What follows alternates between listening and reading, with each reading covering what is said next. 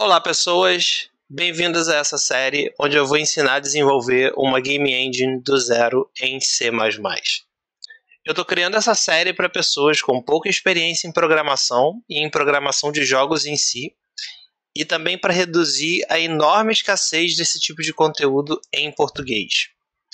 E antes de eu entrar no foco desse vídeo, eu quero agradecer a todo mundo que comentou e compartilhou o vídeo anterior que eu fiz anunciando essa série.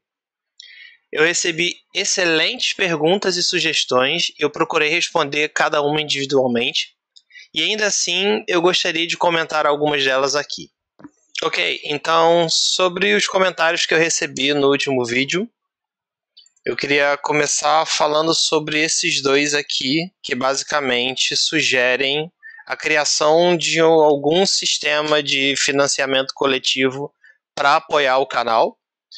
E eu achei uma coisa muito legal. Qualquer doação, qualquer apoio que foi feito para esse financiamento coletivo vai ser usado para melhorar o conteúdo que foi desenvolvido para o canal. Então, microfone melhor, câmera melhor,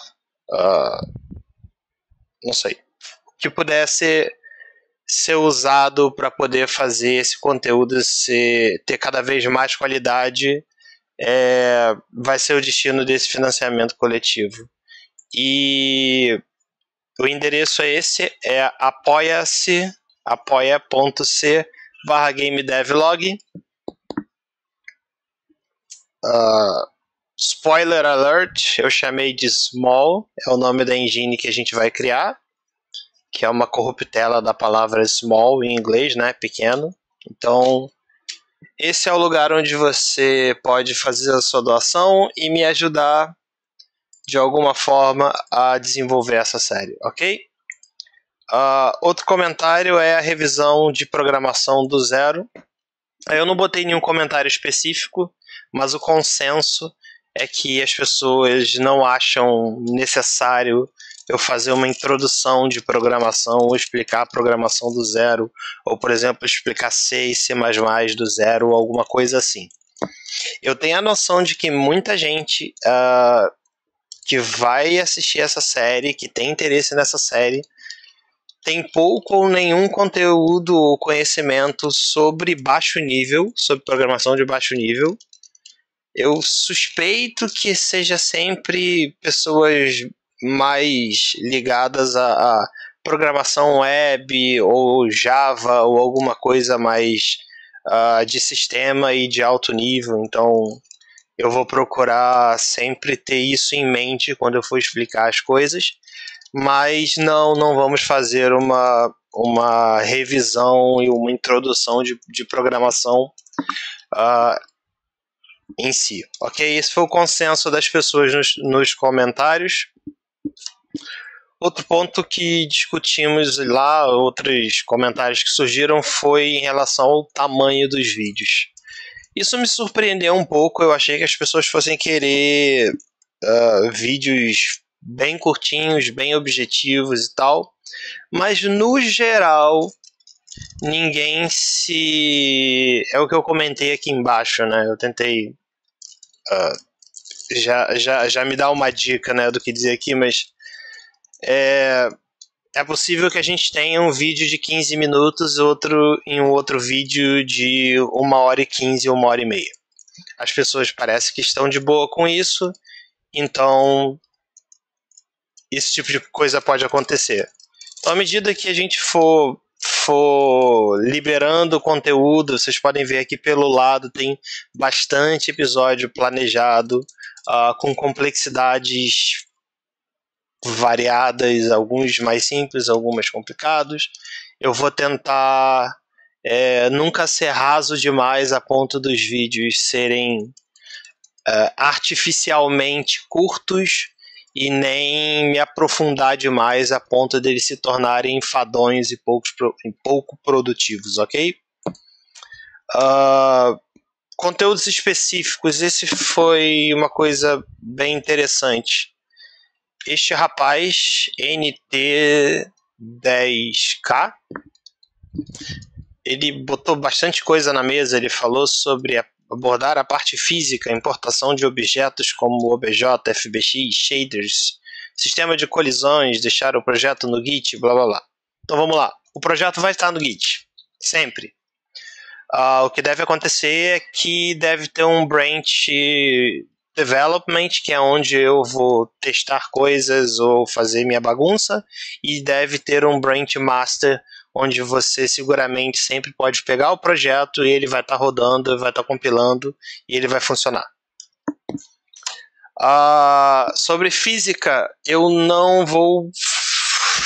Dificilmente eu vou fazer alguma coisa com física nesse projeto e nessa série de vídeos. Isso porque uma engine de física já é um projeto complexo por si só. Eu até me viraria escrevendo uma, mas eu não me atreveria a tentar ensinar as pessoas como escrever uma, ok? Essa não é a minha praia e eu dificilmente faria algo tão bem quanto alguém que, sei lá, trabalha fazendo engine de física. Não vou passar por aí. Sobre shaders,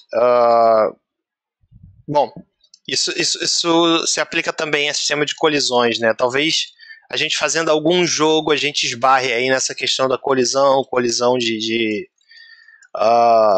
talvez de mesh, talvez de quads, tudo bem, dá pra gente passar por aí. Shaders é inevitável, a gente vai ter que mexer com shaders. OBJ é bem simples também da gente mexer. FBX provavelmente a gente não vai entrar nessa seara, porque FBX é um formato proprietário. Eu teria que usar uma biblioteca da FBX. Não me lembro de quem é esse formato, qual é a empresa que detém esse formato, mas a gente não vai usar a biblioteca para absolutamente nada. A gente vai escrever todo o nosso conteúdo do zero, e escrever um importador de OBJ é bem tranquilo, é bem simples, então sim, a gente vai passar por isso. É bem tranquilo. O Isaac Sena falou: saudades do curso de C++ com OpenGL. Cara, a gente inevitavelmente vai passar por isso de novo, porque o nosso renderer é OpenGL. Então, basicamente, a gente vai ver OpenGL do zero até ter um renderer funcional. Então, basicamente, você pode considerar isso como um curso de OpenGL com C++,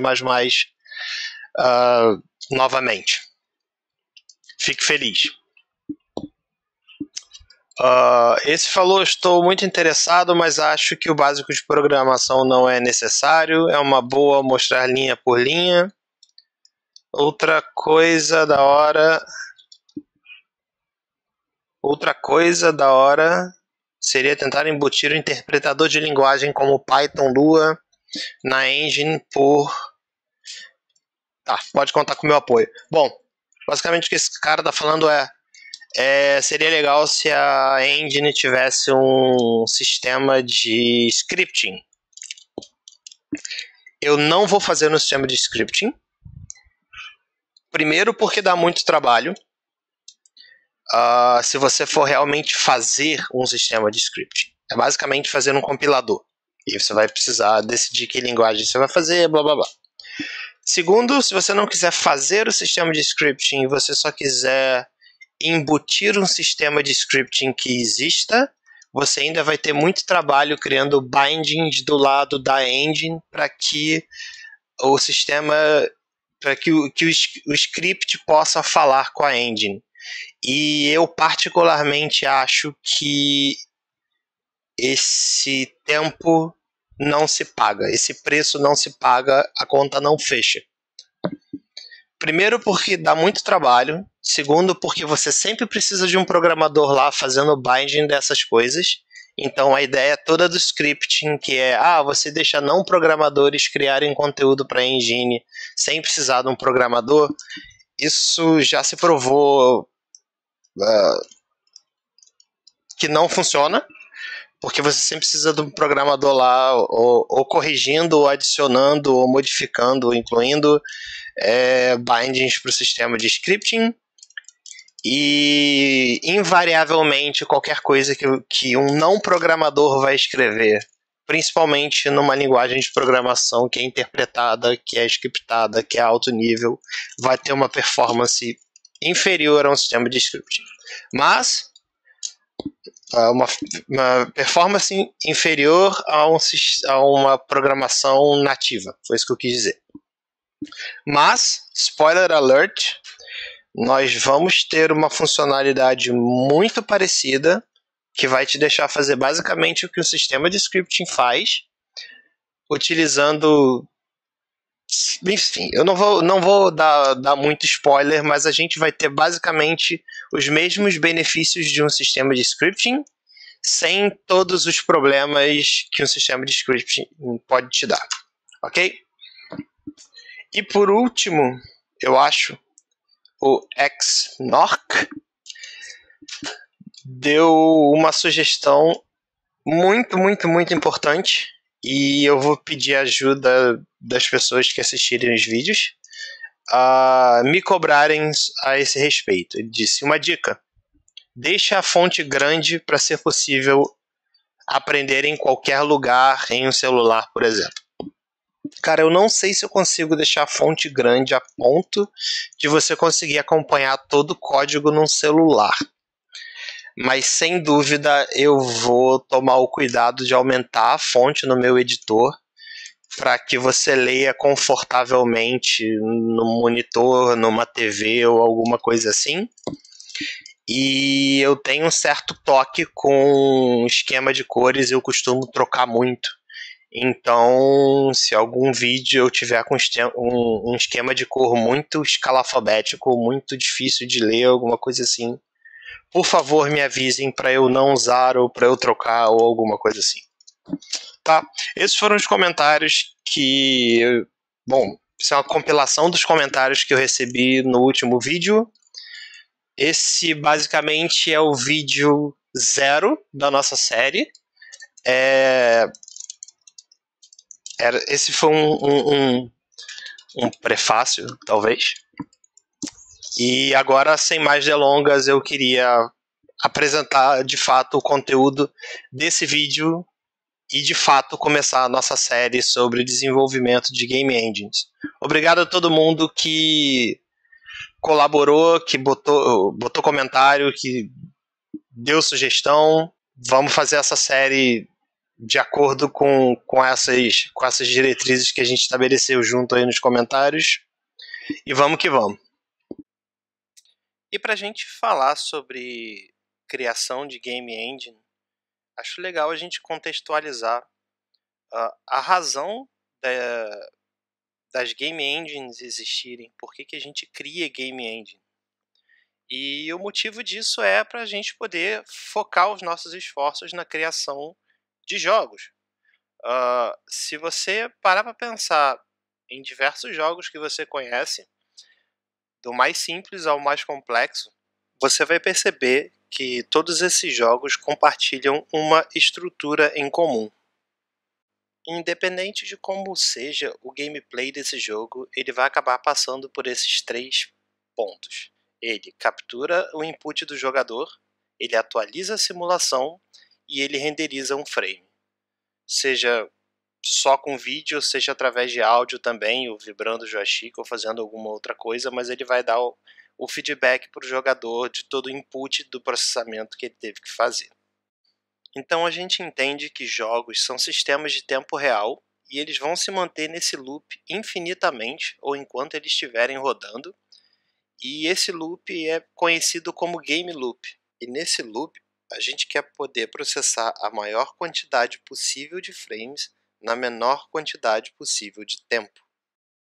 Então, para um jogo conseguir executar esse loop 30 vezes em 1 segundo, a gente precisaria fazer com que cada frame durasse no máximo 33,333 milissegundos. E para manter uma taxa de 60 frames por segundo, cada loop poderia durar no máximo um pouco mais de 16 milissegundos. Como eu disse, jogos são programas de tempo real, mas no fim ainda são programas e são criados como outros programas são criados. Alguns arquivos com código-fonte escrito em alguma linguagem de programação, talvez alguns arquivos de dados, são submetidos para o compilador e no final das contas você tem um monte de instruções para interagir com um monte de hardware diferente, como sua CPU, sua GPU, seu chip de áudio ou seu joystick. Mas nos computadores e consoles atuais, a coisa funciona um pouco diferente. A chance é que o seu jogo não consiga se comunicar diretamente com nenhum hardware sem antes passar pelo sistema operacional, que por sua vez pode ter que passar por algum device driver para só então as suas instruções chegarem ao hardware e produzir algum resultado. Então é fácil concluir que a complexidade do desenvolvimento de um jogo aumenta bastante à medida que você precisa suportar mais sistemas operacionais e diferentes tipos de hardware. E esse é um ponto onde uma engine de jogos pode realmente ajudar no processo.